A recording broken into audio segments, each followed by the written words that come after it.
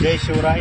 मी आता वज्रगडाच्या पायथ्याशी आहे. हा जो परिसर आहे वज्रगडाच्या पायथ्याशी खोमनेवस्ती आहे आणि याच खोमनेवस्ती परिसरात नरवीर आद्य क्रांतीवीर राजे उमाजी नाईक यांचं जन्मस्थळ आहे. यांची कर्मभूमी आहे. याच ठिकाणावरून इंग्रजांविरुद्ध लढा त्यांनी उभारला आणि अखेरच्या श्वासापर्यंत इंग्रज आपल्या भारतातून हुसकावून लावण्याचं काम राजे उमाजी नाईक यांनी केलं. समोर वज्रगड दिसत आहे. वज्रगडाच्या पायथ्याशी हे स्मारक आहे.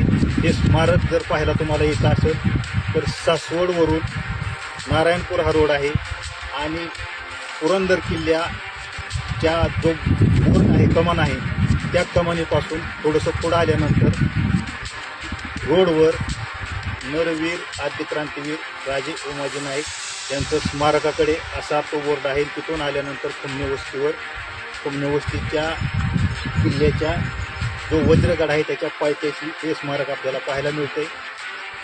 जेजूर येथील गडावर भंडारा उचलून इंग्रजाविरुद्ध लढा उभारला आणि अनेक इंग्रजांना धूळ चारली असे ते राजे उमाजी नाईक. आपण या स्थळाला जरूर भेट द्या. धन्यवाद.